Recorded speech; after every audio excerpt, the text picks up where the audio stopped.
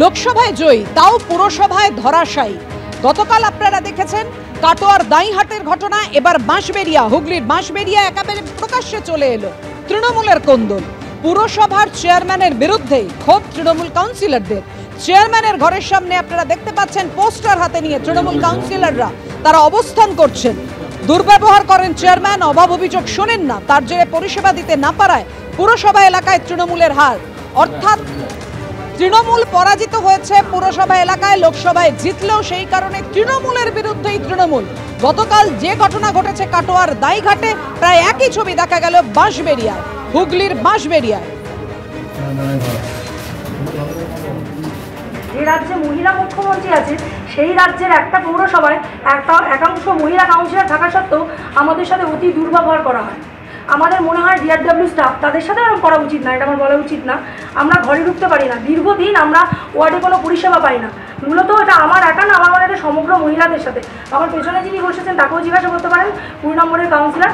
আমাদের ঘরে ঢুকতে দেওয়া হয় না, আমাদের ছাড়াই আমাদের স্টাফেরা কাজ করে নেয়। মুষ্টিমেয় কিছু স্টাফ আছে যাদের দ্বারা পৌরসভার সমস্ত কাজটা হয়ে যায়। কে ঢুকতে দেয় না ঘরে? চেয়ারম্যান সাহেবের ঘরে আমরা ঢুকতে পারি না, অতীব দুর্ব্যবহার। এই জন্য আমরা ইচ্ছাকৃত আজকে 1 বছর সমস্ত কাউন্সিলররা নিজে থেকেই ঢুকি না, তার এই দুর্ব্যবহারের জন্য। মুর্শিদাবাদের রঘুনাথগঞ্জে আক্রান্ত পুলিশ, দোকানদার আর মালিকের ঝামেলা মেটাতে গিয়ে আক্রান্ত খোদ আইন রক্ষককে।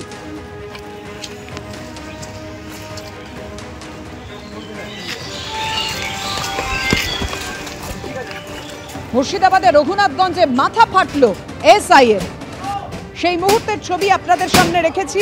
তারপর পুলিশ তল্লাশি চালায়, সেই মুহূর্তের ছবি দেখছেন। দোকানদার ও মালিকের মধ্যে ঝামেলা মেটাতে গিয়ে আক্রান্ত হলেও পুলিশই, আর তারপর পুলিশের তল্লাশি অভিযান। 11 জনকে আটক করা হয়েছে এই ঘটনায়।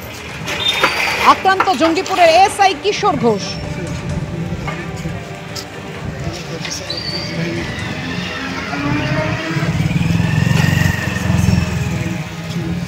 পাশাপাশি দুটি ছবি আপনাদের সামনে রেখেছি। রঘুনাথগঞ্জে দোকানদার এবং মালিকের ঝামেলা মেটাতে গিয়ে আক্রান্ত হলো পুলিশ, তারপর পাল্টা ধাওয়া করলো পুলিশ, সেই মুহূর্তের ছবি।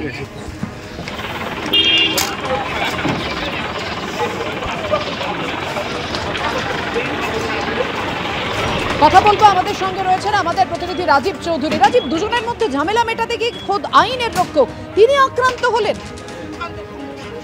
একেবারে পাপিয়া একটা পুরনো বিবাদের ছিল, সেই বিবাদকে কেন্দ্র করে একটা দোকানের সামনে জমায়েত হয়েছিল দুপক্ষ, এবং দোকানের সামনে তারা যখন ঘটনা করেছিল এবং দোকানদারের সঙ্গে যেভাবে বচসা ছড়িয়ে পড়ে, এবং এই খবর পেয়ে রঘুনাথগঞ্জ থানার অন্তর্গত যে জঙ্গিপুর পুলিশ ফাঁড়ি রয়েছে, সেই পুলিশ ফাঁড়ির একজন এএসআই নেতৃত্বে ঘটনাস্থলে যায় এবং সেখানে আগে বচসা এবং বচসা থেকে পুলিশের ওপর আক্রমণ হয়। এখন পুলিশের পক্ষ থেকে যেটা বলা হচ্ছে যে দুপক্ষের মারামারির মাঝের পরে পুলিশ আক্রান্ত হয়েছে, এরকম ধরনের একটা বক্তব্য পুলিশের পক্ষে বলার চেষ্টা করা হচ্ছে।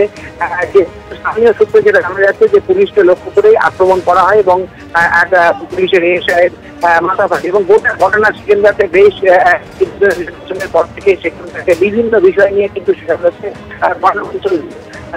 সেই ঘটনার জেরেই এই ঘটনা হলো নাকি সেটাও পুলিশ খতিয়ে দেখতে। এরপরে ঘটনার পরে বিশাল পুলিশ বাহিনী ঘটনাস্থলে যায় এবং সেখানে তারা তল্লাশি চালায় এবং একসাথে তারা গ্রেফতার হয়, এবং এই ঘটনার সঙ্গে আরো যারা যারা যুক্ত রয়েছে তাদের পর্যন্ত তল্লাশি চলছে পাপিয়া এই মুহূর্তে। ধন্যবাদ রাজীব।